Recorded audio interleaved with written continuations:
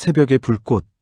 11월 9일 새벽 4시 12분, 정유라는 강원도 영월 외곽 도로를 달리고 있었다. 34살 대리기사 경력 6년 차인 그녀에게 이 시간의 도로는 익숙했지만 결코 편안하지 않았다. 라디오는 꺼져 있었다. 음악을 틀면 졸음이 더 쏟아지는 것 같아서였다. 창문을 조금 열었다. 찬바람이 뺨을 때렸고 그녀는 핸들을 더 세게 쥐었다. 마지막 손님을 내려준 곳은 영월읍 내에서 10km 떨어진 산골 펜션이었고 그녀는 지금 원주로 돌아가는 중이었다. 강을 끼고 이어진 이 도로는 가로등도 드문드문했고 마주오는 차도 거의 없었다. 그때였다. 강 건너편 산비탈에서 빛이 보였다. 처음엔 가로등인 줄 알았다. 하지만 아니었다. 빛은 움직였고 번졌으며 무엇보다 그 색이 달랐다. 주황색이었다. 불이었다. 정유라는 본능적으로 브레이크를 밟았다. 차가 천천히 멈춰섰고 그녀는 창밖을 내다봤다. 산비탈 중턱쯤 집 한 채가 보였다. 정확히는 집의 윤곽만 보였다. 어둠 속에서도 지붕선이 드러날 정도로 불길이 강했다. 하지만 이상했다. 불은 집 전체를 감싸고 있지 않았다. 한쪽 창문에서만 불길이 솟았다. 마치 그 방 하나만 골라서 태우려는 것처럼 불은 집중되어 있었다. 정유라는 핸드폰을 꺼내 119에 전화를 걸었다. 신고를 받는 상황실 직원은 침착했지만 정유라는 그렇지 못했다. 그녀는 말을 더듬었고 위치를 정확히 설명하지 못했다. 강 건너편이라는 것, 산비탈에 있는 집이라는 것, 불이 한쪽 방에서만 나고 있다는 것을 겨우 전달했다. 상황실 직원이 GPS 좌표를 물었고 정유라는 자신의 위치를 전송했다. 통화가 끝났다. 그녀는 차에서 내렸다. 찬바람이 더 세게 불었고 강물 소리가 들렸다. 불은 여전히 타오르고 있었다. 연기는 보이지 않았다. 어둠 속에서 연기는 보이지 않는 게 당연했지만 그래도 뭔가 어색했다. 불길만 보였고 연기의 흐름은 느껴지지 않았다. 멀리서 사이렌 소리가 들려왔다. 먼저 경찰차였다. 두 대가 다리를 건너 산으로 올라갔다. 이어서 소방차가 왔다. 네 대였다. 거대한 차체들이 좁은 산길로 사라지는 걸 지켜보며 정유라는 문득 자신이 왜 아직도 여기 서 있는지 궁금했다. 집으로 가야 했다. 피곤했다. 하지만 발이 떨어지지 않았다. 그녀는 차에 기대선 채 담배를 꺼내 물었다. 불을 붙이려다가 멈췄다. 건너편에서는 진짜 불이 타고 있었다. 라이터를 도로 주머니에 넣었다. 담배를 입에 문 채로 그녀는 산을 바라봤다. 불길이 점점 작아지고 있었다. 소방관들이 진압하고 있는 것이다. 30분쯤 지났을까? 불빛이 거의 사라졌다. 이제 회색빛만 남았다. 연기였다. 이제야 연기가 보였다. 정유라는 그제야 담배에 불을 붙였다. 한 모금 깊게 들이마셨다.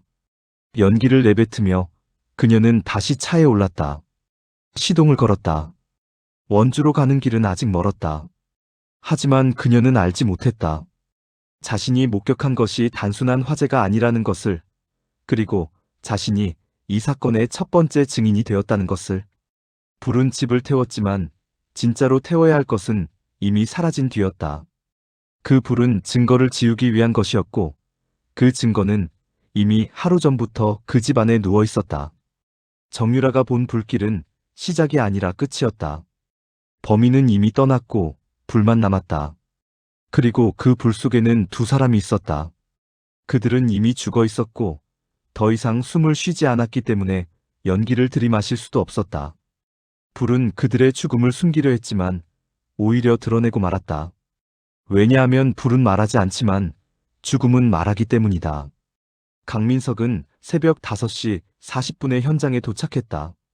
42살 중앙서 강력계 소속으로 15년째 형사 생활을 하고 있는 그는 전화를 받자마자 곧바로 출발했다. 화재 사망 사건이라는 첫 보고였지만 그의 직감은 다른 것을 말하고 있었다. 새벽 4시에 발생한 화재, 한 방에서만 집중적으로 탄 흔적, 그리고 무엇보다 노부부 2명의 시신. 이 조합이 그를 불편하게 만들었다. 산길을 올라가는 동안 조수석에 앉은 임소영은 계속 창밖을 내다봤다. 29살의 신입 형사인 그녀는 아직 시신을 많이 보지 못했고 특히 화재 사망자는 처음이었다. 강민석은 그녀의 긴장을 느꼈지만 아무 말도 하지 않았다. 말로 준비시킬 수 있는 것이 아니었다. 보면 안다. 그리고 익숙해지거나 그만두거나 둘 중 하나다. 집은 반쯤 무너져 있었다. 지붕 일부가 꺼졌고 벽은 검게 그을려 있었다. 소방관들은 여전히 현장에 남아 잔불을 정리하고 있었고 감식반은 이미 도착해 있었다. 강민석은 차에서 내려 현장을 둘러봤다. 집은 작았다. 방 2개, 부엌, 화장실로 구성된 전형적인 시골 노부부의 집이었다. 불은 안쪽 방에서 집중적으로 탔다. 바깥쪽 방은 연기에 그을린 정도였고 부엌은 거의 멀쩡했다. 강민석은 현장을 지휘하는 소방관에게 다가갔다. 안에 시신이 2구 있습니다. 부부로 추정됩니다. 소방관의 목소리는 낮았다. 안쪽 방 침대 위에 1분, 침대 옆 바닥에 1분이요. 강민석은 고개를 끄덕이고 집 안으로 들어갔다. 타버린 나무와 녹은 플라스틱 냄새가 코를 찔렀다. 임소영이 뒤따라왔고 그녀는 마스크를 썼지만 여전히 불편한 표이었다. 안쪽 방으로 가는 복도는 좁았고 벽지는 모두 벗겨져 있었다. 방문은 반쯤 타버려서 경첩만 겨우 붙어 있었다. 강민석은 문을 열고 안으로 들어갔다. 첫 번째로 본 것은 침대였다. 침대 위에 한 사람이 누워 있었다. 여자였다. 아니, 여자였을 것이다. 불에 심하게 탄 시신은 성별을 판단하기 어려웠지만 옷의 잔해와 머리카락 길이로 추정할 수 있었다. 그런데 이상했다. 시신의 자세가 너무 가지런했다. 양손은 배 위에 모아져 있었고 다리는 쭉 펴진 채로 나란히 놓여 있었다. 마치 관 속에 누운 것처럼 아니면 누군가 정성스럽게 눕혀놓은 것처럼 보였다. 화재로 사망한 사람의 자세가 아니었다. 화재 사망자는 대부분 웅크린 자세를 취한다. 열과 연기를 피하려는 본능 때문이다. 하지만 이 시신은 편안하게 누워 있었다. 강민석은 침대 옆으로 시선을 옮겼다. 바닥에 또 다른 시신이 있었다. 남자였다. 그는 침대 옆 바닥에 쓰러져 있었는데 그 아래에 담요가 깔려 있었다. 담요는 반쯤 타 있었지만 분명히 시신 아래에 깔려 있었다.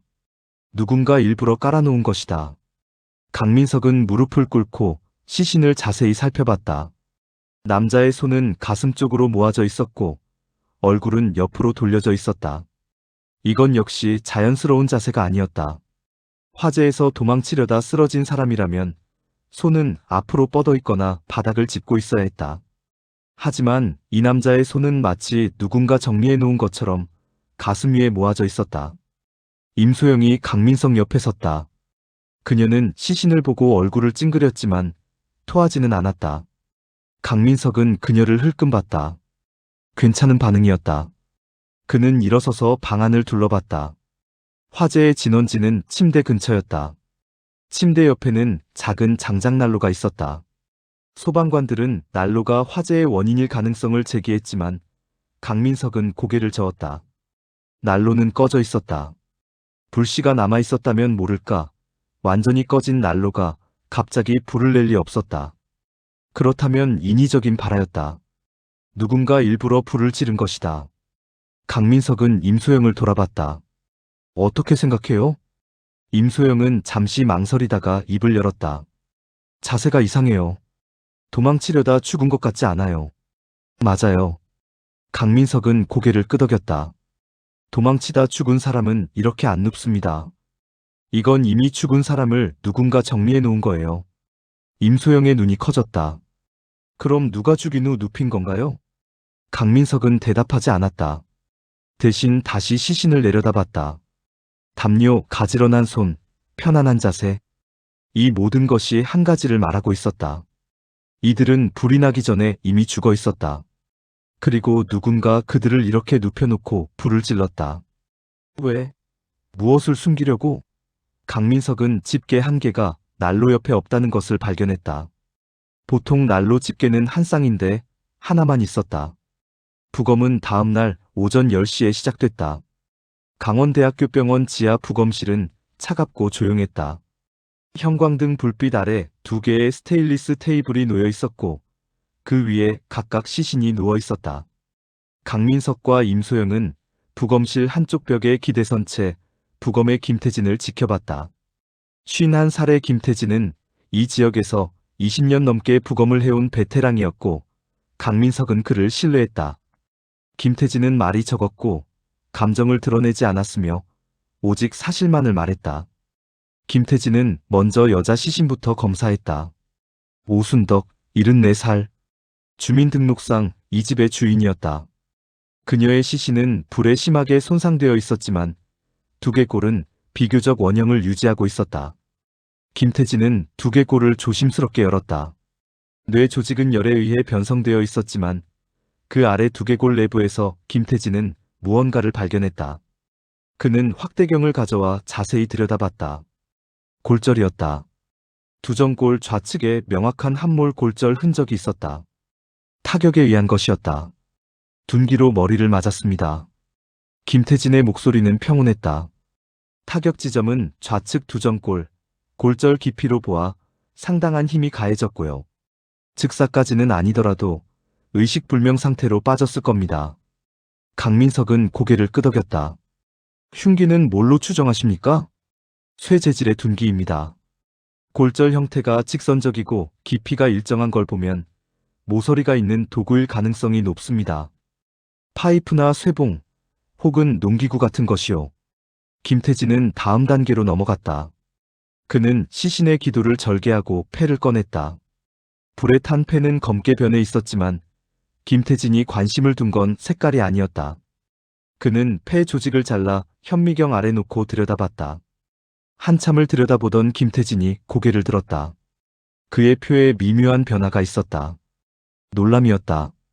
김태진이 놀라는 것을 본 적이 거의 없었기에 강민석은 긴장했다. 그을음이 없습니다. 김태진이 말했다. 네? 임소영이 되물었다. 폐의 그을음 성분이 전혀 검출되지 않습니다.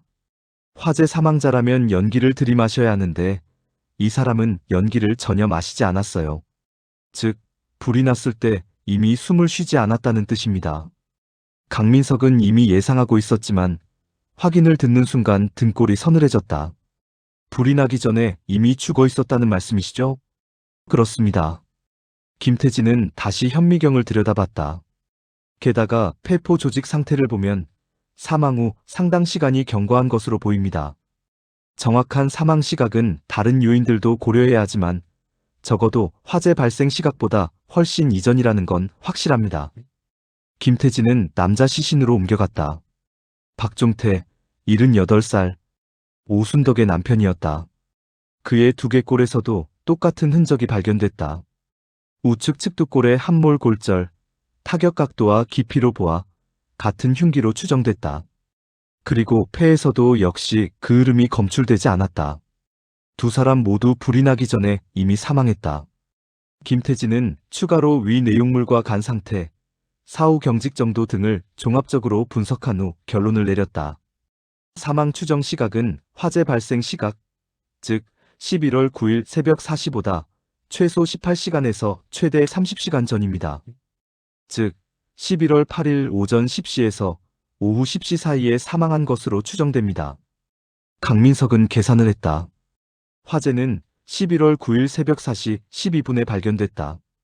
그런데 사망은 그보다 하루 가까이 앞선 시점이었다. 범인은 11월 8일에 이들을 죽였고 그 후 거의 하루를 기다렸다가 11월 9일 새벽에 다시 돌아와 불을 질렀다. 왜 하루를 기다렸을까? 왜 즉시 불을 지르지 않고 시간을 두었을까? 그리고 무엇보다 왜 다시 돌아왔을까? 임소영이 조심스럽게 물었다. 범인이 하루 전에 죽이고 다음날 불을 지른 이유가 뭘까요? 강민석은 부검실 창문을 바라봤다. 창문 너머로 겨울 하늘이 회색빛으로 가라앉아 있었다. 불안했던 겁니다. 뭔가 남겼다고 생각한 거죠. 지문일 수도 있고 흔적일 수도 있고 아니면 다른 증거일 수도 있어요. 범인은 하루 동안 그것을 생각했을 겁니다. 밤새도록. 그리고 결국 참지 못하고 다시 돌아온 거예요. 증거를 없애기 위해서. 그럼 범인은 이 집을 잘 아는 사람이겠네요. 하루가 지나도 아무도 찾아오지 않는다는 걸 알고 있었다는 뜻이니까요. 맞습니다. 강민석은 고개를 끄덕였다. 그리고 다시 돌아오는 게 위험한데도 돌아올 만큼 심리적으로 불안이 높았다는 뜻이기도 하죠.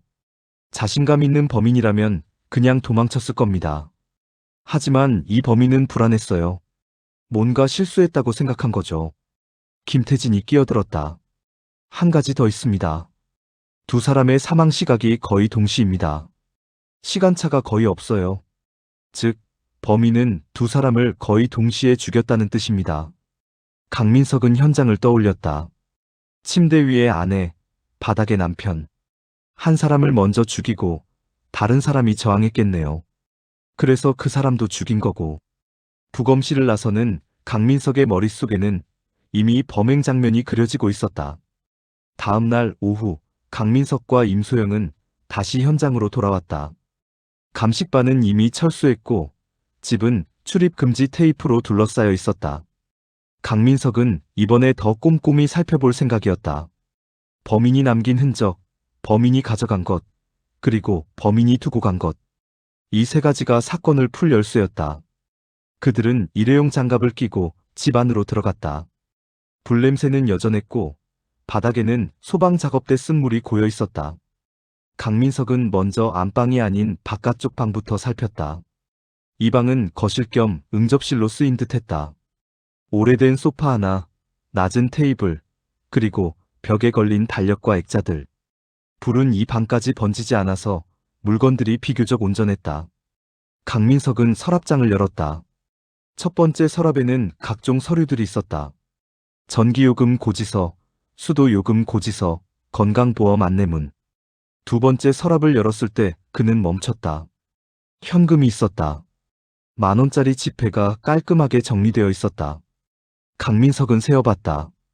90만 원 정확히. 옆에는 통장 2권도 있었다. 진흥은행과 농협. 강민석은 통장을 펼쳐봤다. 잔액은 각각 300만 원과 150만 원이었다.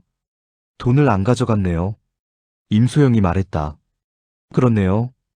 강민석은 서랍을 닫고 다른 곳을 살폈다. 장롱 위에는 작은 보석함이 있었다. 열어보니 금반지 2개와 목걸이 하나가 들어있었다. 값어치로 치면 100만 원은 될 것 같았다. 이것도 그대로였다. 강민석은 고개를 저었다. 강도가 아니네요. 그들은 안방으로 이동했다. 타버린 침대, 녹은 플라스틱, 그을린 벽. 강민석은 침대 옆 협탁을 살폈다. 위에는 안경 하나와 휴대폰 2대가 놓여 있었다. 휴대폰은 열에 손상되어 있었지만 완전히 녹지는 않았다. 강민석은 휴대폰을 비닐봉지에 담았다. 나중에 복구를 시도해 볼 생각이었다. 협탁 서랍을 열었다. 안에는 약봉지 몇 개와 돋보기, 그리고 수첩 하나가 있었다. 수첩은 가계부였다. 박종태가 쓴 것으로 보였다. 매달 수입과 지출이 꼼꼼히 적혀 있었다. 연금 수령액, 전기세, 수도세, 식비. 노부부의 소박한 생활이 숫자로 기록되어 있었다. 강민석은 방 한쪽 벽에 걸린 옷걸이를 봤다. 거기에는 남자 잠옷이 걸려 있었다. 아니, 걸려 있었을 것이다. 지금은 절반쯤 타버린 천조각만 남아 있었다. 옷걸이 옆에는 작은 선반이 있었고 거기에 모자 하나와 벨트가 놓여 있었다. 강민석은 선반을 자세히 살폈다. 먼지 자국이 있었다. 정사각형 모양의 먼지 자국. 무언가 그곳에 놓여 있었는데 지금은 없다는 뜻이었다. 크기로 보아 지갑 정도 되는 물건이었다. 지갑이 있었던 것 같네요. 강민석이 말했다. 임소영도 먼지 자국을 봤다. 지갑만 가져갔나요? 그런 것 같네요. 현금은 안 가져가고 지갑만 가져갔어요. 강민석은 현장을 다시 둘러봤다. 왜 지갑만 가져갔을까? 돈이 목적이었다면 서랍에 현금을 가져갔어야 했다. 귀금속도 마찬가지였다. 하지만 범인은 그것들을 무시하고 지갑만 가져갔다. 왜? 지갑 안에 뭔가 있었나? 아니면 지갑 자체가 증거가 되나? 강민석은 더 깊이 생각했다. 범인이 하루 후에 돌아와 불을 지른 이유와 지갑을 가져간 이유가 연결되는 것 같았다. 범인은 뭔가 남겼다고 생각했다. 그래서 불안했고 다시 돌아왔다. 그리고 지갑을 가져갔다. 그렇다면 지갑이 그 증거였을까? 강민석은 다시 난로 쪽을 살폈다. 난로는 작은 주철 난로였고 옆에 장작 몇 개가 놓여 있었다. 난로 옆 벽에는 난로 도구들이 걸려 있었다. 부삽, 집게, 부직갱이. 그런데 집게가 하나뿐이었다. 보통 집게는 한 쌍인데 하나만 있었다. 강민석은 주변을 살폈지만 다른 집게는 보이지 않았다. 감식반 보고서를 떠올렸다. 흉기는 쇠 재질의 둔기, 모서리가 있는 형태. 집게였다. 범인은 난로 옆에 집게로 두 사람을 죽였고 그 집게를 가지고 갔다. 아니, 가지고 갈 수밖에 없었다. 집게에는 혈흔이 묻어 있었을 테니까. 강민석과 임소영은 집 밖으로 나왔다. 해가 기울고 있었고 산 그늘이 집을 덮기 시작했다. 강민석은 집 주변을 천천히 걸었다. 마당은 좁았고 텃밭이 있었다. 배추 몇 포기가 아직 뽑히지 않은 채 남아 있었다. 담장은 낮았고 나무로 만들어져 있었다. 강민석은 담장을 따라 걸으며 바닥을 살폈다. 발자국이나 떨어진 물건이 있을까 싶어서였다. 하지만 아무것도 없었다. 소방 작업 때 물이 쏟아지면서 모든 흔적이 지워졌을 것이다. 마을 사람들을 만나러 갈 시간이었다. 강민석과 임소영은 마을 이장 집으로 향했다. 이장은 60대 중반의 남자로 이 마을에서 평생을 산 사람이었다.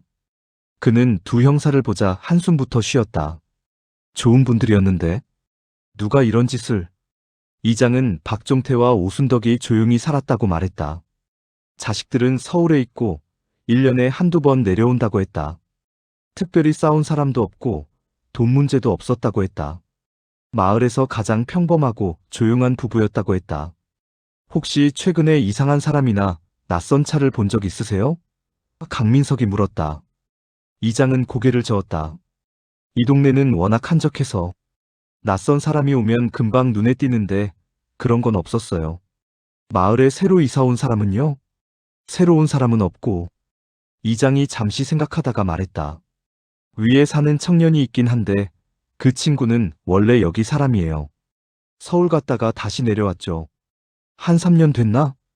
그 청년이 누구죠? 서도윤이요. 집이 저기 위쪽 언덕에 있어요. 이장이 손으로 방향을 가리켰다. 원래 거기 부모님이 사셨는데 둘 다 돌아가시고 혼자 살아요.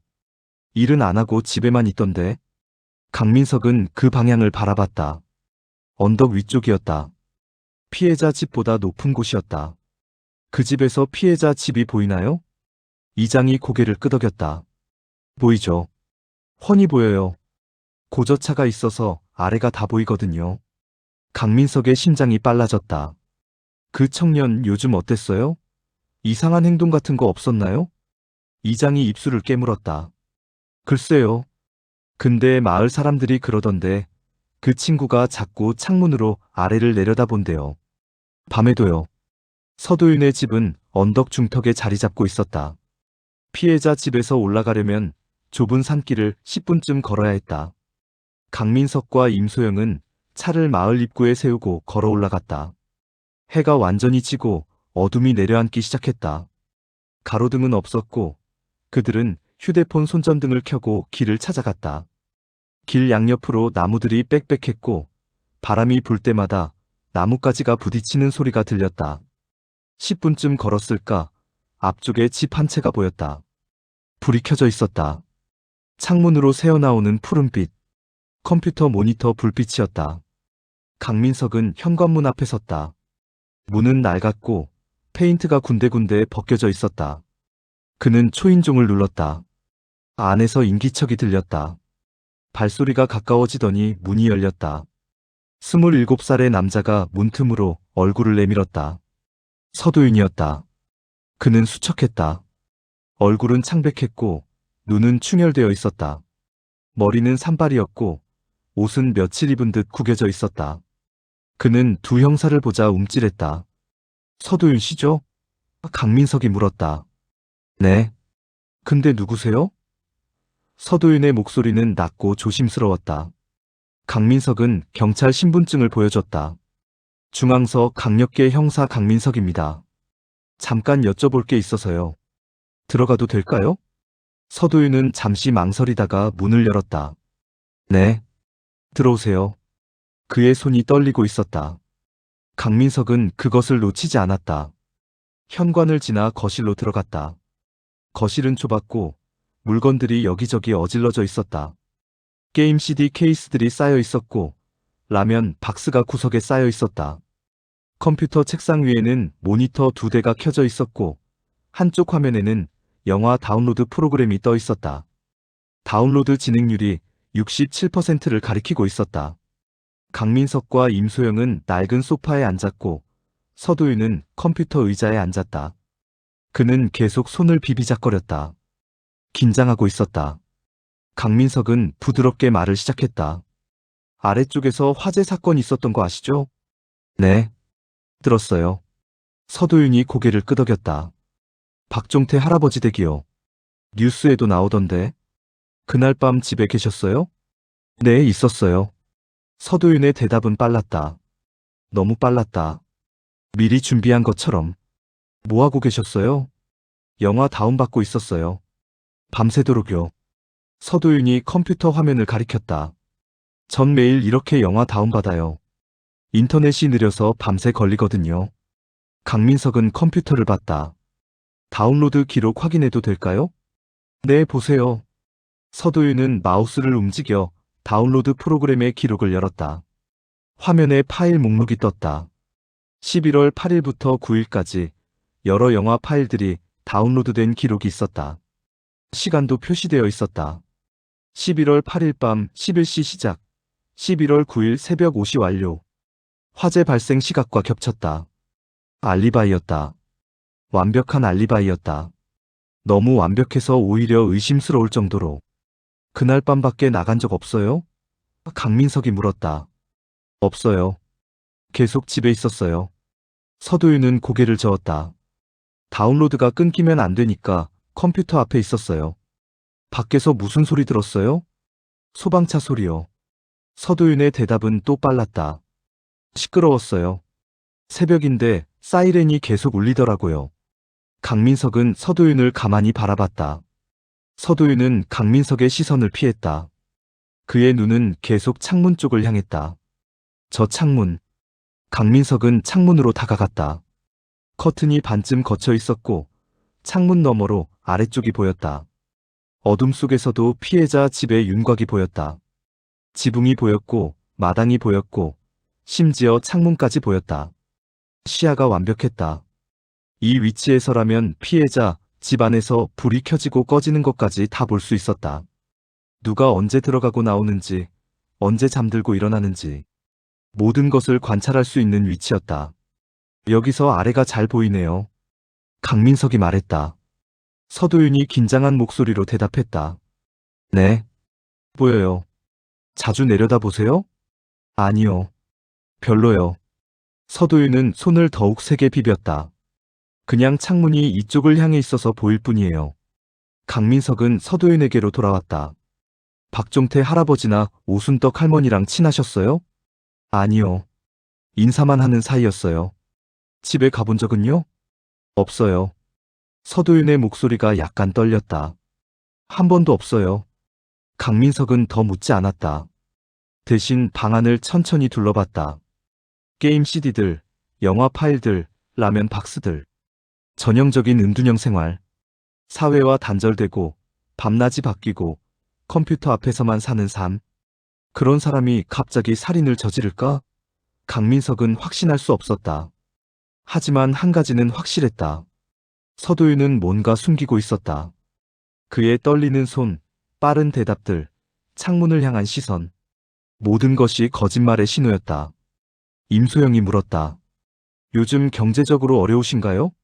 서도윤이 움찔했다. 왜 그런 걸 물으시는지. 그냥 궁금해서요. 일은 안 하시잖아요. 부모님이 남기신 돈으로. 근데 이게 무슨 상관이에요? 서도윤의 목소리에 방어적인 톤이 섞였다. 강민석이 끼어들었다. 상관없습니다. 그냥 확인 차원이에요. 혹시 나중에 또 여쭤볼 게 생기면 연락드려도 될까요? 네. 서도윤은 안도한 듯 고개를 끄덕였다. 두 형사는 일어섰다. 서도윤이 그들을 현관까지 배웅했다. 문을 나서기 전 강민석이 돌아봤다. 참, 그날 다운받은 영화 제목이 뭐였죠? 서도윤이 멈칫했다. 그의 입이 열렸지만 말이 나오지 않았다. 몇 초의 침묵. 그리고 겨우 말을 꺼냈다. 기억이 잘 안 나요. 밤새 다운받았는데 기억이 안 나요? 강민석의 목소리는 부드러웠지만 눈빛은 날카로웠다. 여러 개를 동시에 받아서 서도윤은 시선을 피했다. 다 기억은 못해요. 강민석은 더 묻지 않았다. 그는 명함을 꺼내 서도윤에게 건넸다. 생각나시면 연락주세요. 서도윤은 명함을 받아들었고 그의 손은 여전히 떨리고 있었다. 서도윤의 집을 나온 강민석과 임소영은 산길을 내려왔다. 어둠은 더욱 짙어졌고 그들의 손전등 불빛만이 길을 비췄다. 한참을 걷던 임소영이 입을 열었다. 선배님, 저 사람 수상하지 않아요? 강민석은 대답 대신 걸음을 멈췄다. 그는 뒤를 돌아봤다. 언덕 위 서도윤의 집이 보였다. 창문에 불이 켜져 있었다. 그 불빛이 흔들렸다. 누군가 창문 앞을 지나간 것이다. 강민석은 그 불빛을 한참 바라봤다. 수상하죠. 너무 수상해요. 알리바이는 완벽한데요. 임소영이 말했다. 그게 문제예요. 강민석이 다시 걷기 시작했다. 너무 완벽해요. 다운로드 기록도 시간도 다 맞아떨어져요. 그런데 영화 제목은 기억을 못해요. 이상하지 않아요? 임소영은 고개를 갸우뚱했다. 밤새 다운받았으면 기억할 것 같긴 한데. 그것뿐이 아니에요. 소방차 소리를 들었다고 했죠? 시끄러웠다고. 근데 우리가 현장 검증할 때 측정해 본 결과 저 위치에서는 소방차 사이렌이 그렇게 크게 안 들려요. 산이 막아주거든요. 그런데 서도윤은 시끄러웠다고 했어요. 왜일까요? 임소영의 눈이 커졌다. 아래에 있었기 때문이요? 가능성이 높죠. 강민석은 차에 올라타며 말을 이었다. 그리고 손이 계속 떨렸어요. 우리 질문에 대답할 때마다. 특히 제가 마지막에 영화 제목을 물었을 때 그 표정 봤죠? 당황했어요. 뭔가 숨기고 있는 거예요. 그럼 용의자로 봐야 하나요? 강민석은 시동을 걸었다. 아직은 확실하지 않아요. 알리바이가 있고 동기도 불분명하고 물증도 없어요. 하지만 배제할 수도 없죠. 계속 지켜봐야 해요. 차는 어둠 속을 달렸다. 강민석의 머릿속에는 서도윤의 모습이 계속 떠올랐다. 떨리는 손, 피하는 시선, 창문을 향한 무의식적인 움직임. 그리고 무엇보다 그 완벽한 알리바이. 너무 완벽해서 오히려 의심스러운 알리바이. 강민석은 오랜 형사 생활을 통해 배웠다. 범인은 종종 자신의 알리바이를 너무 정교하게 만든다. 그리고 그 정교함이 오히려 허점이 된다. 다음 날 오전, 강민석은 서도윤의 신상 정보를 조회했다. 서도윤, 1998년생, 이 마을 출신. 고등학교를 졸업한 후 서울로 올라가 대학에 입학했지만 1년 만에 중퇴. 그 후 몇 군데 아르바이트를 전전하다가 3년 전 다시 고향으로 내려왔다. 부모는 교통사고로 사망. 남은 재산으로 근근히 생활 중. 범죄 기록은 없었다. 교통법규 위반도 없었다. 깨끗했다. 너무 깨끗했다. 강민석은 마을 사람들을 더 만났다. 서도윤에 대한 증언을 모았다. 조용한 애예요. 인사는 잘하는데 말이 별로 없어요. 집에만 있어요. 나오는 걸 거의 못 봤어요. 가끔 편의점에서 라면이랑 담배 사는 거 봤어요.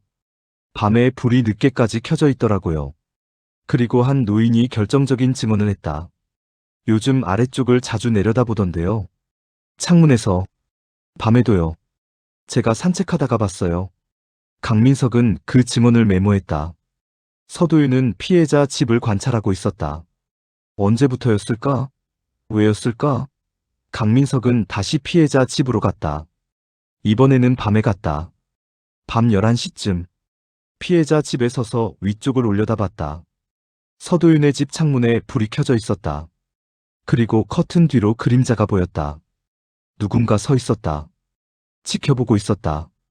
강민석은 손전등을 껐다. 어둠 속에서 그는 계속 위를 바라봤다. 그림자는 움직이지 않았다. 10분이 지났다. 20분이 지났다. 그림자는 여전히 거기 있었다. 강민석은 깨달았다. 서도윤은 지금도 이곳을 지켜보고 있다. 사건이 터진 후에도. 왜? 무엇을 확인하려는 걸까? 강민석은 휴대폰을 꺼내 그 장면을 사진으로 찍었다. 증거로 남기기 위해서였다. 그리고 천천히 집을 떠났다. 뒤를 돌아보지 않았다. 하지만 알고 있었다. 서도윤이 지금도 자신을 지켜보고 있다는 것을. 며칠이 지났다. 수사는 진전이 없었다. 지문 감식 결과 현장에서 피해자들과 일부 마을 사람들의 지문만 검출됐다. 서도윤의 지문은 없었다. CCTV도 없었다. 이 마을에는 CCTV가 한 대도 없었다. 목격자도 없었다. 새벽 시간이라 모두 잠들어 있었다. 물증이 없었다. 흉기도 지갑도 아무것도 없었다. 강민석은 답답했다. 직감적으로는 서도윤이 범인이라고 확신했지만 증거가 없었다. 알리바이는 완벽했고 물증은 없었고 자백도 기대할 수 없었다. 강민석은 매일 서도윤의 집 주변을 지나갔다. 감시하는 것이 아니라 그냥 지나갔다. 순찰하듯이. 그럴 때마다 서도윤의 창문을 올려다봤다. 커튼은 항상 반쯤 열려 있었고 불은 항상 켜져 있었다. 서도윤은 낮과 밤이 바뀐 생활을 하고 있었다. 그리고 강민석이 지나갈 때마다 커튼이 약간 흔들렸다. 서도윤도 강민석을 지켜보고 있었다. 그렇게 겨울이 왔다. 11월 말부터 눈이 내리기 시작했고 12월에는 산을 하얗게 뒤덮었다. 사건은 미궁에 빠진 채 시간만 흘렀다. 강민석은 다른 사건들을 처리하면서도 이 사건을 잊지 못했다. 임소영도 마찬가지였다. 그녀는 가끔 강민석에게 물었다. 선배님, 이 사건 해결될 수 있을까요? 강민석은 항상 같은 대답을 했다. 언젠가는 해결될 거예요. 범인은 반드시 실수를 해요. 그 실수는 2월에 찾아왔다. 겨울이 끝나가고 봄이 오기 시작할 무렵이었다. 눈이 녹기 시작했다. 산비탈에 눈이 먼저 녹았고 그림자진 곳의 눈은 천천히 녹았다. 2월 17일 오후 마을 주민 한 명이 경찰서에 전화를 걸었다. 박종태 시댁 담벼락 근처에서 이상한 게 나왔어요. 강민석과 임소영은 즉시 현장으로 달려갔다. 피해자 집 담벼락 안쪽이었다. 눈이 녹으면서 드러난 곳에 작은 검은색 물체가 보였다. 강민석은 장갑을 끼고 조심스럽게 그것을 집어들었다. 지갑이었다. 가죽 재질의 남자 지갑. 낡았지만 질 좋은 제품이었다. 강민석은 지갑을 열었다. 안에는 주민등록증이 들어있었다. 박종태. 피해자의 지갑이었다. 사라진 바로 그 지갑이었다. 강민석은 지갑이 놓인 위치를 자세히 살폈다. 담벼락 안쪽, 집에서 약 3m 떨어진 곳. 지갑은 눈 속에 파묻혀 있었다가 눈이 녹으면서 드러난 것이었다. 중요한 건 지갑의 각도였다. 지갑은 세워진 채로 눈 속에 꽂혀 있었다. 마치 위에서 던져진 것처럼. 강민석은 위를 올려다봤다. 언덕이 보였다. 서도윤의 집이 있는 언덕이었다. 위에서 던진 것 같네요. 임소영이 말했다. 강민석은 고개를 끄덕였다. 그는 지갑을 증거봉투에 넣고 주변을 더 살폈다. 다른 물건은 없었다. 오직 지갑만 있었다. 강민석은 위치를 측정했다. 담벼락에서의 거리, 집에서의 거리, 그리고 각도. 모든 것을 기록했다. 그리고 서도윤의 집으로 시선을 옮겼다. 언덕 위에서 이곳까지의 거리는 약 20m. 던지면 충분히 도달할 수 있는 거리였다. 강민석은 지갑을 들고 서도윤의 집 방향으로 걸었다. 언덕을 올라갔다. 서도윤의 집 앞에 섰다. 그리고 아래쪽을 내려다봤다. 피해자 집이 보였고 담벼락이 보였고 지갑이 발견된 위치가 보였다. 강민석은 던지는 신용을 해봤다. 각도가 맞았다. 이 위치에서 던지면 정확히 저 위치에 떨어질 것이었다. 그는 확신했다. 범인은 지갑을 이곳에서 던졌다. 그리고 그 지갑은 눈 속에 파묻혀 있다가 3개월 만에 드러난 것이었다. 강민석은 지갑을 분석실로 보냈다. 지문 검출을 요청했다. 결과는 이틀 후에 나왔다. 피해자 박종태의 지문만 검출됐다. 다른 지문은 없었다. 범인이 장갑을 끼고 만졌거나 아니면 눈과 물에 씻겨나간 것이었다. 지갑 안에는 현금이 없었다. 신용카드 2장과 주민등록증, 그리고 오래된 사진 1장. 사진 속에는 젊은 시절의 박종태와 오순덕이 웃고 있었다. 강민석은 회의를 소집했다. 임소영과 2명의 다른 형사가 모였다. 강민석은 화이트보드에 사건의 타임라인을 그렸다. 11월 8일, 살인 발생 추정. 11월 9일 새벽 4시 12분, 화재 발생. 2월 17일, 지갑 발견. 그리고 그는 서도윤의 이름을 썼다. 지갑이 발견된 위치와 서도윤의 집 위치를 보면 서도윤이 던진 게 거의 확실합니다. 강민석이 말했다. 문제는 증명하는 거예요. 지문도 없고 목격자도 없어요. 하지만 우리에게는 이제 압박 카드가 생겼어요. 지갑이요? 재신문하시겠다는 거죠? 임소영이 물었다. 네. 그리고 이번에는 제대로 압박할 겁니다. 강민석의 눈빛이 날카로워졌다. 서도윤은 지금 불안할 거예요. 지갑을 던졌는데 눈 때문에 보이지 않았고 그 지갑이 이제 발견됐어요. 그는 분명 알고 있을 겁니다. 자신의 실수가 드러났다는 것을요. 다음 날 오전, 강민석과 임소영은 다시 서도윤의 집을 찾았다. 이번에는 예고 없이 갔다. 문을 두드렸다. 한참 후에 문이 열렸다. 서도윤이 나타났다. 그의 얼굴은 이전보다 더 수척해 보였다. 눈 밑에는 다크서클이 짙게 내려앉아 있었다. 그는 2 형사를 보자 움찔했다. 그리고 눈을 피했다. 또 뭐 물으실 게 있으세요? 서도윤의 목소리는 떨렸다. 네, 중요한 게 발견됐어요. 강민석이 말했다. 들어가서 얘기하죠. 서도윤은 마지못해 문을 열었다. 거실은 이전보다 더 어질러져 있었다. 라면 박스는 더 쌓였고 쓰레기들이 여기저기 널려 있었다. 서도윤은 컴퓨터 의자에 앉았고 강민석과 임소영은 소파에 앉았다. 강민석은 증거봉투를 꺼냈다. 투명한 봉투 안에 지갑이 들어있었다. 서도윤의 눈이 커졌다. 그는 지갑을 보자 숨을 멈췄다. 이거 본 적 있어요? 강민석이 물었다. 서도윤은 대답하지 않았다. 그의 손이 떨리기 시작했다. 이번에는 미세하게가 아니라 눈에 보일 정도로 떨렸다. 강민석은 계속 말했다. 박종태 할아버지 지갑이에요. 사라졌던 그 지갑. 근데 이게 어디서 나왔는지 아세요? 피해자 집 담벼락 안쪽이에요. 눈이 녹으면서 나왔어요. 서도윤은 여전히 침묵했다. 하지만 그의 얼굴은 창백해졌다. 입술이 파르르 떨렸다. 이상한 건요. 강민석이 천천히 말을 이었다. 이 지갑이 놓인 위치예요. 각도를 보면 위에서 던져진 것 같아요. 그것도 정확히 이 집 방향에서요. 서도윤의 눈이 흔들렸다. 그는 입을 열었지만 말이 나오지 않았다. 혹시 이 지갑 던진 거 아니에요? 강민석의 목소리는 부드러웠지만 압박은 강했다. 아니에요. 서도윤이 겨우 말을 꺼냈다. 전 모르는 거예요. 강민석은 지갑을 서도윤 앞 테이블에 내려놓았다. 투명한 증거봉투를 통해 낡은 가죽 지갑이 보였다. 서도윤은 그 지갑을 계속 응시했다.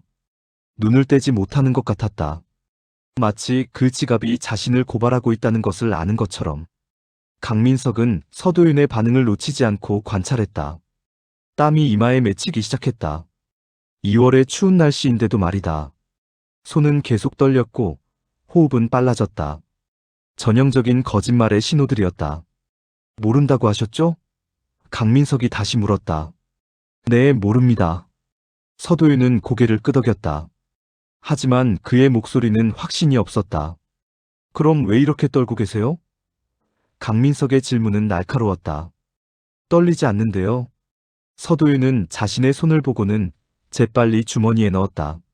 하지만 너무 늦었다. 임소영도 그 떨림을 받고 메모를 했다. 강민석은 전술을 바꿨다. 서도윤 씨, 우리가 처음 왔을 때 기억나시죠? 그날 밤 뭐하고 있었다고 했죠? 영화 다운받고 있었다고 했어요. 맞아요. 영화 다운받고 있었다고 했죠. 컴퓨터 기록도 확인했고요. 시간도 맞았어요. 강민석은 잠시 멈췄다. 그리고 다시 물었다. 근데 그 영화 제목이 뭐였죠? 서도윤이 얼어붙었다. 그의 입이 벌어졌지만 말이 나오지 않았다. 몇 초의 침묵이 흘렀다. 그 침묵은 방안을 무겁게 짓눌렀다. 서도윤은 시선을 이리저리 움직였다. 뭔가를 찾는 것 같았다. 거짓말을 위한 재료를. 하지만 찾지 못했다. 기억. 안 나요. 서도윤이 겨우 말했다. 기억이 안 나요? 강민석은 놀란 척했다. 3개월 전 일인데요? 그것도 밤새도록 다운받은 영화를요? 여러 개를 동시에 받아서. 서도윤의 변명은 약했다. 그럼 하나라도 말해보세요. 한 개만이라도. 강민석의 압박이 강해졌다. 서도윤은 또다시 침묵했다. 그의 이마에 땀방울이 굵어졌다. 임소영이 지켜보는 가운데 서도윤은 입술을 깨물었다. 그리고 마침내 말했다. 정확히는 기억이 영화가 너무 많아서. 영화가 많으면 오히려 더 기억하기 쉬운 거 아닌가요? 강민석이 반박했다. 액션 영화였는지 로맨스 영화였는지 그것조차 기억이 안 나요? 서도윤은 대답하지 못했다. 그는 그저 고개를 숙였다. 손은 계속 주머니 안에서 무언가를 만지작거렸다. 강민석은 그 손의 움직임을 봤다. 불안의 표현이었다.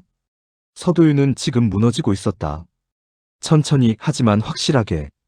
강민석은 다시 지갑을 들어 올렸다. 이 지갑 말이에요. 던진 사람이 있어요. 범인이 던진 거죠. 증거를 없애려고. 근데 눈이 와서 묻혔고 그 눈이 이제 녹았어요. 그래서 나타난 거예요. 3개월 만에요. 서도윤은 여전히 고개를 숙이고 있었다. 강민석은 계속했다. 이 지갑을 던질 수 있는 위치는 제한적이에요. 각도와 거리를 계산하면 딱 한 곳에서만 가능해요. 어디일까요? 서도윤이 고개를 들었다. 그의 눈은 충혈되어 있었다. 공포와 불안이 섞여 있었다. 바로 이 집이에요. 강민석이 말했다. 이 집 창문에서 던지면 정확히 저 위치에 떨어져요.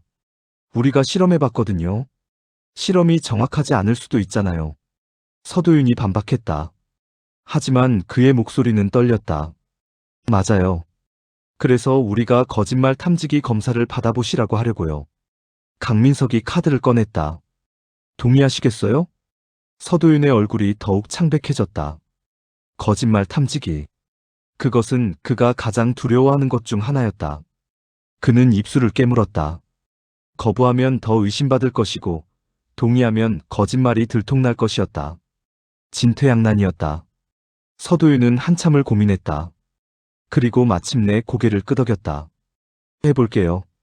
강민석은 미소를 지었다. 좋아요. 내일 오전 10시에 경찰서로 와주세요. 준비해 놓겠습니다. 두 형사는 일어섰다. 서도윤은 그들을 배웅하지 않았다. 그는 그저 의자에 앉은 채 멍하니 지갑을 바라봤다. 아니, 지갑이 든 증거 봉투를. 강민석은 그것을 집어들고 나갔다. 문을 닫으면서 마지막으로 서도윤을 봤다. 서도윤은 두 손으로 얼굴을 감싸고 있었다. 차에 오른 임소영이 물었다. 선배님, 진짜 실험해 보신 거예요? 지갑 던지는 거예요. 강민석은 웃었다. 아니요. 그냥 블러핑이에요. 하지만 서도윤은 믿었어요. 왜일까요? 죄책감 때문이요? 맞아요. 죄책감이 있는 사람은 경찰의 말을 더 쉽게 믿어요. 자신이 들킬 거라고 이미 생각하고 있으니까요. 강민석은 시동을 걸었다.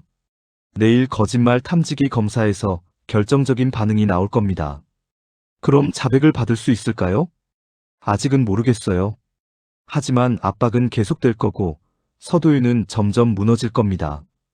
범인은 항상 그래요.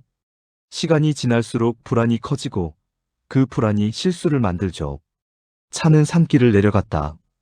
백미러로 서도윤의 집이 보였다. 창문에 불이 켜져 있었다. 그리고 커튼 뒤로 서도윤의 실루엣이 보였다. 그는 창문 앞에 서 있었다. 아래쪽을 내려다보고 있었다. 여전히 관찰하고 있었다. 아니, 이제는 관찰이 아니었다. 두려움이었다. 자신이 남긴 흔적이 드러날까봐, 자신의 거짓말이 들통날까봐 두려워하고 있었다. 다음 날 오전 10시, 서도윤은 경찰서에 나타났다. 그는 밤새 잠을 자지 못한 것 같았다. 눈은 더욱 충혈되어 있었고 걸음걸이는 불안정했다. 강민석과 임소영이 그를 거짓말 탐지기 검사실로 안내했다. 방은 작고 답답했다. 가운데 의자가 하나 있었고 옆에는 거짓말 탐지기가 놓여 있었다. 전문 검사관이 이미 대기하고 있었다. 서도윤은 의자에 앉았다. 검사관이 다가와 센서들을 부착하기 시작했다. 가슴에 호흡 센서, 손가락에 피부 전도도 센서, 팔에 혈압 센서. 서도윤은 센서가 부착될 때마다 몸을 움찔했다. 그는 이미 긴장하고 있었다. 검사가 시작되기도 전에 말이다. 강민석은 옆방에서 모니터를 통해 검사를 지켜보기로 했다. 임소영도 함께 있었다. 검사가 시작됐다. 검사관은 먼저 기준선을 설정하기 위해 간단한 질문들을 했다. 이름이 서도윤입니까? 예. 나이가 27입니까? 예. 지금 앉아 계십니까? 예. 그래프가 모니터에 나타났다. 정상적인 반응이었다. 이제 본격적인 질문이 시작될 차례였다. 11월 8일 밤 집에 있었습니까? 검사관이 물었다. 예. 서도윤이 대답했다. 그래프가 흔들렸다. 호흡이 불규칙해졌고 피부 전도도가 올라갔다. 거짓 반응이었다. 11월 9일 새벽 피해자 집에 불이 난 것을 알고 있었습니까? 예. 그래프가 다시 흔들렸다. 이번에는 더 강하게. 박종태의 지갑을 본 적이 있습니까? 아니요. 그래프가 급격히 요동쳤다. 혈압이 상승했고 땀 분비가 증가했다. 명백한 거짓말이었다. 검사관은 계속 질문했다. 같은 질문을 다른 방식으로 여러 번 반복했다. 그때마다 서도윤의 생리적 반응은 거짓을 가리켰다. 30분간의 검사가 끝났다. 검사관은 센서들을 떼어냈다. 서도윤은 땀으로 흠뻑 젖어 있었다. 그는 고개를 숙인 채 아무 말도 하지 않았다. 검사관이 옆방으로 나와 강민석에게 보고했다. 명확한 거짓 반응입니다. 특히 지갑에 대한 질문에서 가장 강한 반응이 나타났습니다. 이 사람은 분명히 뭔가 숨기고 있어요. 강민석은 고개를 끄덕였다. 예상했던 결과였다. 하지만 거짓말 탐지기 결과만으로는 법정에서 결정적 증거가 되지 못했다. 자백이 필요했다. 강민석은 신문실로 들어갔다. 서도윤은 여전히 의자에 앉아 있었다. 그는 강민석을 보고 눈을 피했다. 결과가 나왔어요. 강민석이 말했다. 하지만 그는 결과를 알려주지 않았다. 대신 다른 질문을 했다. 서도윤 씨, 그날 새벽 밖에서 무슨 소리 들었다고 했죠? 소방차 소리요. 맞아요. 소방차 소리. 그게 얼마나 시끄러웠다고 했죠? 많이 시끄러웠어요. 서도윤이 대답했다. 강민석은 서류 하나를 꺼냈다. 우리가 음향 전문가에게 의뢰해서 측정을 했어요. 당신 집 위치에서 피해자 집까지의 거리, 그리고 중간에 있는 산의 영향을 고려해서요. 결과가 나왔는데 당신 집에서는 소방차 사이렌이 그렇게 크게 안 들려요. 데시벨로 치면 60dB 정도. 이건 일반 대화 소리만큼이에요. 시끄럽다고 느낄 정도가 아니죠. 서도윤의 얼굴이 하얗게 변했다. 근데 당신은 시끄러웠다고 했어요. 왜일까요? 강민석이 물었다. 혹시 당신이 그날 밤 아래쪽에 있었던 건 아닐까요? 피해자 집 근처에요. 그래서 소방차 소리가 크게 들렸던 거 아닐까요? 아, 아니에요. 서도윤이 부인했다. 하지만 그의 목소리는 떨렸다. 그럼 설명해보세요. 왜 소방차 소리가 시끄러웠다고 했는지. 강민석의 압박이 강해졌다. 서도윤은 대답하지 못했다. 그는 입을 열었다가 닫았다를 반복했다. 말을 찾고 있었지만 찾을 수 없었다. 자신이 만든 거짓말의 구멍에 스스로 빠진 것이었다. 강민석은 계속 압박했다. 그리고 영화 제목 말이에요. 아직도 기억 안 나세요? 기억 안 나요. 밤새 다운받은 영화를 기억 못해요? 3개월밖에 안 지났는데요? 이상하지 않아요? 강민석은 몸을 앞으로 기울였다. 아니면 애초에 영화를 본 게 아니었나요? 다운로드 기록은 미리 만들어 놓은 거고 실제로는 밖에 나갔던 거 아닌가요? 서도윤이 고개를 들었다. 그의 눈에는 눈물이 고여 있었다. 저 정말 집에 있었어요. 그럼 증명해 보세요.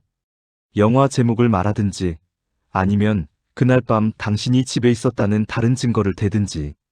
서도윤은 침묵했다. 길고 무거운 침묵이었다. 30초가 지났다. 40초가 지났다. 1분이 지났다. 그는 아무 말도 하지 못했다. 강민석은 그 침묵이 자백과 같다는 것을 알았다. 하지만 아직 충분하지 않았다. 명확한 자백이 필요했다. 서도윤 씨, 강민석이 부드럽게 말했다. 우리는 이미 많은 것을 알고 있어요. 당신이 창문으로 피해자 집을 관찰했다는 것, 지갑이 당신 집에서 던져졌다는 것, 그날 밤 당신이 거짓말을 하고 있다는 것. 이제 당신이 할 일은 진실을 말하는 거예요. 서도윤은 손으로 얼굴을 감쌌다. 그의 어깨가 떨렸다. 울고 있는 것 같았다. 강민석은 기다렸다. 압박하지 않았다. 때로는 침묵이 가장 강한 압박이 되기 때문이었다. 10분이 지났다. 서도윤이 손을 내렸다. 그의 얼굴은 눈물로 젖어 있었다.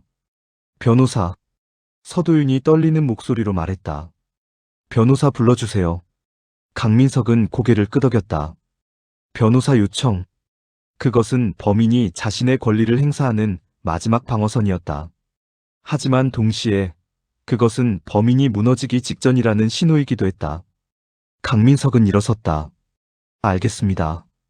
변호사를 불러드리겠습니다. 하지만 서도윤 씨 기억하세요. 진실은 결국 드러나요. 언제나요? 변호사가 오는데 이틀이 걸렸다. 국선 변호인이었다. 젊은 변호사로 이런 살인 사건은 처음인 듯했다. 그는 서도윤과 1시간 동안 접견했고 그 후 강민석에게 말했다. 제 의뢰인은 혐의를 부인하고 있습니다. 더 이상의 신문은 제가 동석한 상태에서만 가능합니다. 강민석은 그것으로 충분했다. 변호사가 있든 없든 서도윤은 이미 무너지고 있었다. 신문실에 세 사람이 앉았다. 강민석, 서도윤, 그리고 변호사.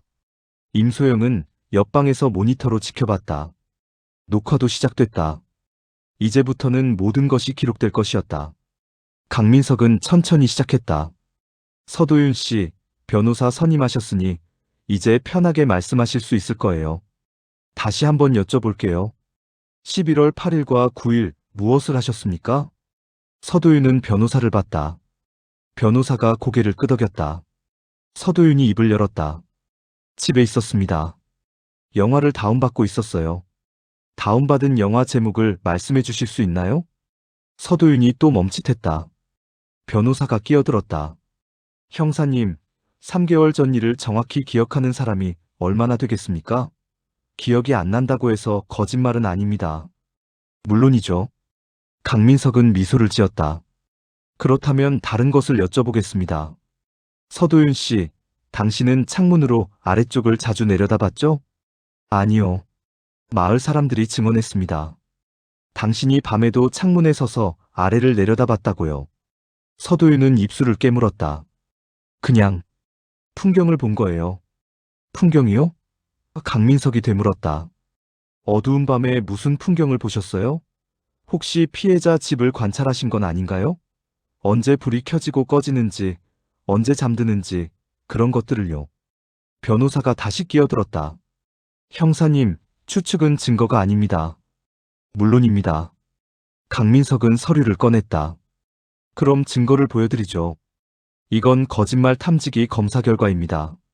서도윤 씨는 여러 질문에서 명백한 거짓 반응을 보였어요. 특히 지갑에 관한 질문에서요. 변호사가 결과를 받아봤다. 그의 얼굴이 굳었다. 하지만 그는 변호사였다.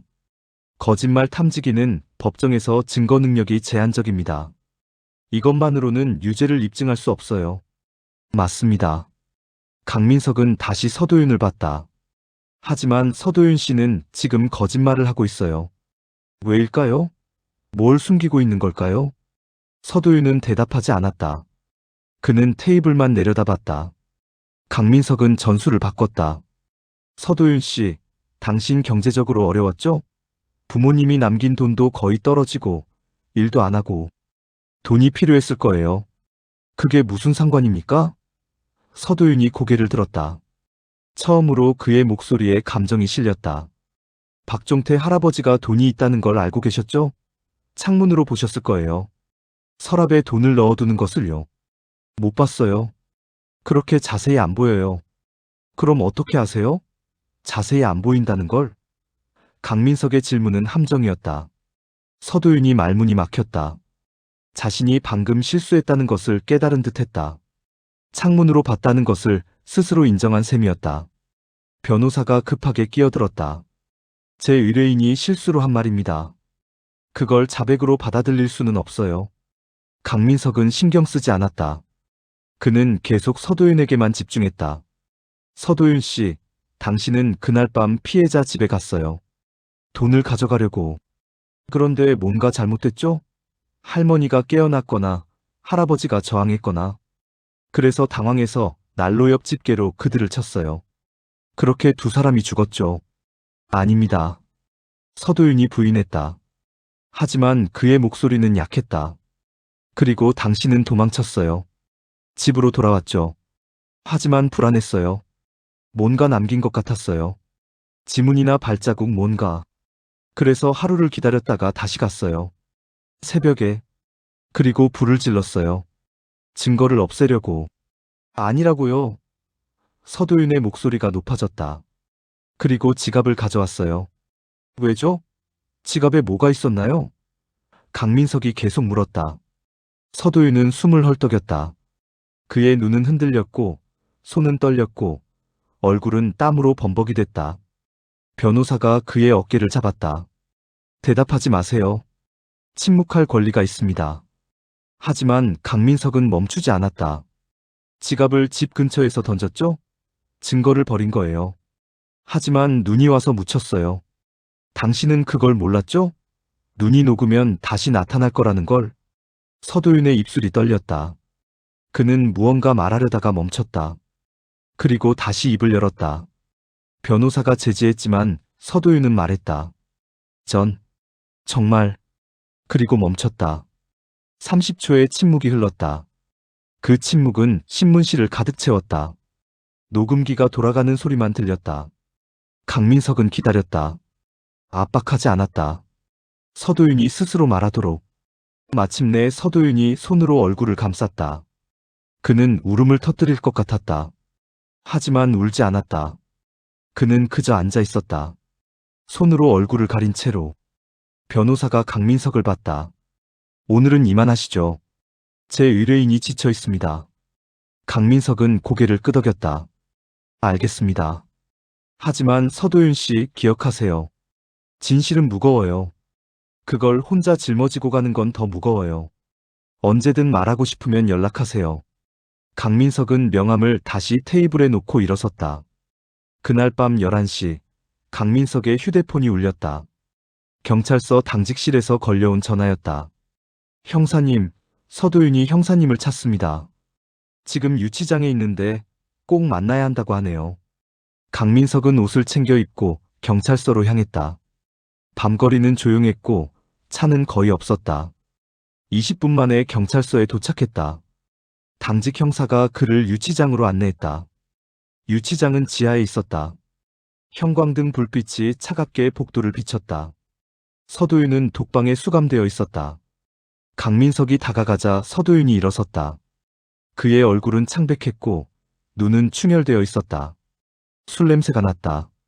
술 마셨어요? 강민석이 물었다. 옆방 사람이 몰래 줬어요. 서도윤의 목소리는 떨렸다. 강민석은 당직 형사를 봤다. 당직 형사가 고개를 끄덕였다. 가끔 있는 일이었다. 수감자들끼리 물건을 주고받는 것. 강민석은 서도윤에게로 시선을 돌렸다. 무슨 얘기를 하고 싶으신가요? 서도윤은 철창을 붙잡았다. 그의 손이 떨렸다. 말하고 싶어요. 말하고 싶어요. 강민석은 당직 형사에게 면담실 준비를 요청했다. 곧 서도윤이 면담실로 호송됐다. 수갑이 채워져 있었다. 서도윤은 의자에 앉았고 강민석은 그 맞은편에 앉았다. 녹음기를 켰다. 2월 20일 밤 11시 28분 서도윤과의 면담을 시작합니다. 서도윤 씨, 변호사 없이 진술하시는 거 동의하시나요? 네. 서도윤이 고개를 끄덕였다. 그럼 말씀하세요. 서도윤은 한참 침묵했다. 그리고 천천히 입을 열었다. 그의 목소리는 혼잣말처럼 낮았다. 전 돈만 가져가려고 했어요. 정말이에요. 강민석은 아무 말도 하지 않았다. 그저 들었다. 창문으로. 매일 봤어요. 할아버지가 잠옷 입고 행거에 거는 거요. 거기에 지갑이 있다는 거 알았어요. 항상 거기 있었거든요. 그리고 할머니랑 할아버지는 밤 11시면 불 끄고 주무셨어요. 규칙적이었어요. 매일 똑같았어요. 서도윤은 멈췄다. 심호흡을 했다. 그리고 계속 말했다. 11월 8일 새벽 2시 40분쯤이었어요. 내려갔어요. 슬리퍼도 안 신고. 소리 나면 안 되니까. 문은 잠겨 있지 않았어요. 시골이라 문을 안 잠그시더라고요. 들어갔어요. 거실 지나서 안방으로. 두 분 다 주무시고 계셨어요. 코 고는 소리가 들렸어요. 서도윤의 목소리가 더욱 떨렸다. 그는 손으로 얼굴을 문질렀다. 행거로 갔어요. 지갑을 꺼냈어요. 그런데 서도윤이 말을 멈췄다. 눈물이 그의 눈가에 맺혔다. 할머니가 일어나셨어요. 화장실 가시려고. 저를 보셨어요. 놀라서 소리를 지르려고 했어요. 강민석의 심장이 빨라졌다. 이제 진실이 드러나고 있었다. 전 당황했어요. 아무 생각이 안 났어요. 그냥 난로 옆에 집게가 있었어요. 쇠로 된 거요. 손이 그걸 집었어요. 그리고 서도윤이 숨을 헐떡였다. 쳤어요. 할머니 머리를요. 한 번. 할머니가 쓰러졌어요. 그 다음은요? 강민석이 조용히 물었다. 할아버지가 깨어나셨어요. 소리예요. 일어나서 저한테 달려드셨어요. 늙으셨지만 힘이 셌어요. 전 넘어졌어요. 할아버지가 저를 때리셨어요. 전 다시 집게로 쳤어요. 할아버지 머리를요. 한 번 더. 할아버지도 쓰러지셨어요. 서도윤은 울기 시작했다. 눈물이 뺨을 타고 흘렀다. 전 도망쳤어요. 집게도 가져가고 지갑도 가져가고 집으로 왔어요. 손이 떨렸어요. 온몸이 떨렸어요. 옷을 다 갈아입고 집게는 산에 버렸어요. 깊은 곳에. 지갑은요? 강민석이 물었다. 가지고 있었어요. 근데 하루가 지났어요. 아무도 안 오더라고요. 피해자 집에요. 왜 아무도 안 오지? 제가 뭘 남긴 건가? 지문인가? 발자국인가? 서도윤은 머리를 흔들었다. 못 견디겠더라고요. 그 불안을요. 그래서 다음날 새벽에 다시 갔어요. 불을 지우러요? 네. 서도윤이 고개를 끄덕였다. 석유를 가져갔어요. 집에 있던 거요. 안방에 뿌렸어요. 두 분한테도. 그리고 불을 붙였어요. 라이터로. 서도윤은 얼굴을 두 손으로 감쌌다. 그의 어깨가 떨렸다. 울음소리는 작았지만 그 안에는 3개월 동안 쌓인 죄책감과 공포가 담겨 있었다. 강민석은 그를 지켜봤다. 동정심은 없었다. 단지 끝을 보고 싶었다. 이 이야기의 마지막을. 지갑은 언제 버렸어요? 강민석이 물었다. 서도윤이 손을 내렸다. 눈물 자국이 그의 뺨에 남아 있었다. 불 지르고 나오면서요. 들고 있을 수가 없었어요. 증거니까. 그래서 담 너머로 던졌어요. 어둠 속으로. 어디로 떨어졌는지도 몰랐어요. 그냥 멀리 보내고 싶었어요. 그런데 눈이 왔죠. 네. 그날 밤부터 눈이 내렸어요. 많이. 전 안심했어요. 눈이 모든 걸 덮어줄 거라고 생각했어요. 발자국도 지갑도 모든 증거를. 서도윤은 쓴웃음을 지었다. 근데 반대였어요. 눈이 지갑을 보관해 준 거예요. 3개월 동안. 그리고 봄이 오자 다시 나타났죠. 강민석은 고개를 끄덕였다. 그 3개월 동안 어땠어요? 매일. 불안했어요. 서도윤의 목소리는 떨렸다. 창문으로 내려다봤어요. 경찰이 오는지, 누가 뭘 찾는지. 밤마다 악몽을 꿨어요. 할머니가 일어나서 저를 보는 꿈. 할아버지가 저를 쫓아오는 꿈. 불이 저를 태우는 꿈. 그런데도 도망가지 않았네요. 어디로 가요? 돈도 없고 갈 곳도 없어요. 그리고 서도윤이 멈췄다. 도망가면 더 의심받을 것 같았어요. 그냥 여기 있으면 아무것도 모르는 척할 수 있을 거라고 생각했어요. 지갑이 발견됐을 때는요? 서도윤의 얼굴이 일그러졌다. 그때 모든 게 끝났다고 생각했어요. 형사님이 오셔서 지갑을 보여줬을 때 심장이 멈추는 줄 알았어요. 어떻게 나왔지? 왜 하필 지금? 눈이 녹을 거라는 생각을 못했어요. 강민석은 서류를 정리했다. 이제 끝이었다. 모든 퍼즐이 맞춰졌다. 서도윤 씨, 당신이 한 말은 모두 녹음됐습니다. 이 진술은 법정에서 사용될 겁니다. 알아요. 서도윤이 고개를 숙였다. 이제 편해요. 말하고 나니까요. 3개월 동안 이걸 혼자 짊어지고 있었어요. 너무 무거웠어요. 강민석은 일어섰다. 왜 그랬어요? 처음부터 그냥 가면 됐잖아요. 지갑만 가지고. 왜 돌아가서 불을 질렀어요? 서도윤이 고개를 들었다. 그의 눈은 공허했다. 모르겠어요. 그때는 합리적으로 생각할 수 없었어요. 불안했어요. 뭔가 남긴 것 같았어요. 그 불안이 저를 다시 돌아가게 만들었어요. 그 불안이 당신을 여기까지 데려온 거네요. 서도윤은 대답하지 않았다. 그는 그저 수갑찬 손을 내려다봤다. 강민석은 문을 향해 걸었다. 문을 열기 전에 마지막으로 돌아봤다. 한 가지만 더 물어볼게요.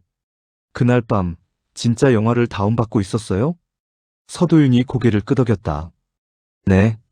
알리바이로 만들려고 미리 설정해뒀어요. 자동으로 다운받게요. 근데 무슨 영화였는지는 정말 몰라요. 신경도 안 썼으니까요.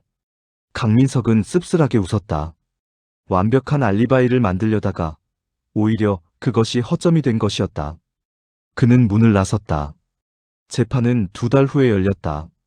서도윤은 모든 혐의를 인정했다. 살인 2건, 방화, 주거침입. 검사는 무기징역을 구형했다.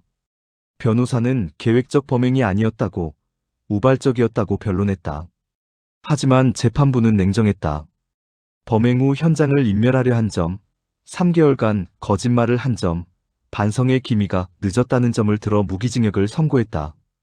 판결이 내려진 날, 강민석은 법정 밖에 서 있었다. 임소영이 그에게 다가왔다. 선배님 끝났네요. 그렇네요. 강민석은 하늘을 올려다봤다. 봄 하늘이 맑았다. 그 집, 서도윤 집 말이에요. 이제 비어있대요. 임소영이 말했다. 강민석은 고개를 끄덕였다. 그날 오후, 그는 혼자 수암리로 갔다. 피해자 집은 여전히 출입금지 테이프로 둘러싸여 있었다. 무너진 지붕, 검게 그을린 벽. 아무도 손대지 않았다. 강민석은 언덕을 올라갔다. 서도윤의 집으로. 문은 잠겨 있었고 창문은 닫혀 있었다. 커튼도 완전히 쳐져 있었다. 더 이상 아무도 이 창문에서 아래를 내려다보지 않을 것이었다. 강민석은 창문 앞에 섰다. 그리고 아래를 내려다봤다. 피해자 집이 보였다. 그 집에서는 더 이상 불이 켜지지 않을 것이고 연기도 피어오르지 않을 것이었다. 단지 잿빛 흔적만 남을 것이었다. 강민석은 문득 생각했다. 불안이란 무엇일까? 서도윤을 다시 현장으로 돌아가게 만든 그 불안은 무엇이었을까? 그것은 죄책감이었을까? 아니면 들키는 것에 대한 두려움이었을까? 아마 둘 다였을 것이다. 죄책감과 두려움이 뒤섞여 불안이 되고 그 불안이 더 큰 죄를 짓게 만든 것이었다. 만약 서도윤이 그날 밤 그냥 도망쳤다면 어땠을까? 불을 지르지 않았다면? 지갑을 던지지 않았다면? 어쩌면 잡히지 않았을 수도 있었다. 하지만 불안이 그를 다시 돌아오게 만들었고 그것이 결국 그를 무너뜨렸다. 강민석은 차에 올라탔다. 시동을 걸고 산길을 내려갔다. 백미러로 서도윤의 집이 보였다. 닫힌 창문, 처진 커튼. 그리고 그는 알았다. 어딘가에는 또 다른 창문이 있을 것이고 그 창문 너머에는 또 다른 누군가가 서서 무언가를 내려다보고 있을 것이라는 것을. 불안은 전염된다. 그리고 불안이 있는 곳에는 항상 범죄가 따라온다. 차는 어둠 속으로 사라졌다. 수암리 마을은 다시 조용해졌다. 하지만 그 조용함 속에는 여전히 무언가가 숨쉬고 있었다. 기억, 두려움, 그리고 결코 꺼지지 않는 불안이.